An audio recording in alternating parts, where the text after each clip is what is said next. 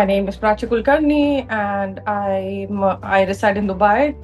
I'm a chef by profession, and I've been working as a chef for the last 17 years. Uh, the other facet of my life is that I love art. I've been drawing ever since I was a child, and I like all forms of arts. I'm an exercise freak. Uh, I have ran about seven half marathons and two full marathons. Apart from the practice sessions that I always did, I do kickboxing, and yeah, exercise is a major form of my life as well.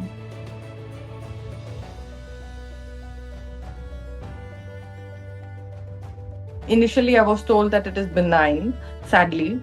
So I went through a lot of mental havoc from being told that it is benign and I don't have to worry to getting a lumpectomy done, which is usually a cancer treatment.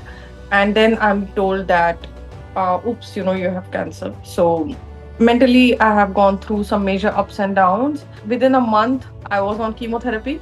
So, as the first chemo happened, and then the second chemo happened, third chemo happened, it's when gradually I started to realize, okay, we are into this process, and I was very angry.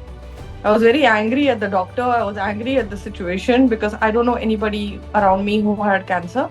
So, as the chemos got difficult and the side effects worsened, there was a time when I could not speak. There was a time when I could not walk. I could not sit because I had hemorrhoids. I had grade 4 of hemorrhoids. Because of chemotherapy, my mouth had so many ulcers that I couldn't speak for 15 days.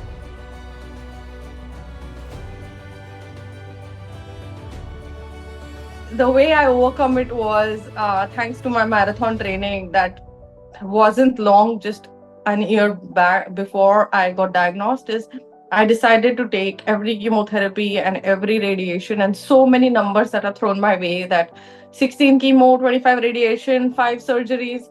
I took it in a way that each of them is a mile. Just the way I know that when I'm running a marathon, it's like, okay, I'm done with 1 kilometer. So I have 14 more to go, or 15 more to go. So I took it that way. I started counting backwards. And I do know from the running that the last 5 kilometers are the worst. They're the worst than your first four. So, and this is how it was. My chemo in the end was the worst ones compared to the first ones because I was tired by the end of it. I just wanted it to end. The same thing happened with my radiations. Towards the end, you're just mentally tired. But then this kept me going, that 3 down and 2 down and 1 down to go.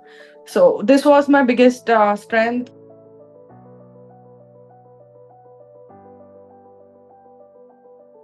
So the time when I had my lumpectomy done, when I had my surgery done on the first go, where I was told that my lump is benign, I went through that operation all alone. You wouldn't believe it. I drove to the hospital.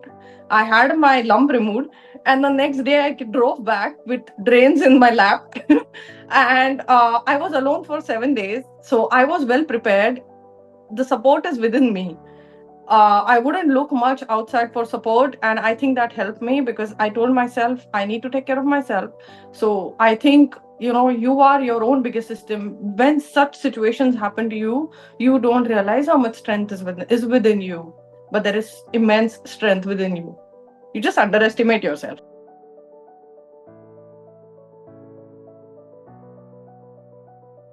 But I wish somebody would have raised awareness. Somebody would have told me what the journey looks like instead of me Googling it, you know.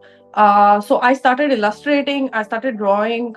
I make funny illustrations on what I was feeling. If you look up on my Instagram stories, you might have seen it. Because I like to add humor onto the illustrations. Nobody wants to listen to your sad story.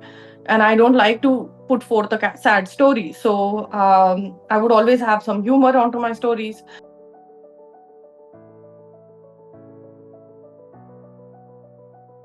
Sometimes having the right support system, even if you don't have the village around you, is more important. For example, in this case, it was my husband. One person was enough. It was equivalent to 100 people for me. So I was driving with him and I told him I was on my way to work and I said, I'm a chef. Isn't it an irony that, I'm a chef? I cannot taste I'm done with my chemotherapy. I cannot taste I have to ask other people to taste the food, and I'm a sous chef. I'm at a management level, so everything that goes out of the kitchen, I taste to check whether it can be served. But I don't understand. And he told me something that changed. He told me, "Don't you remember Beethoven was deaf?" And that changed everything. And then I was like, "Yeah, it's true, you know." And he turned out to be the biggest composers of all the time. So that truly kept me going.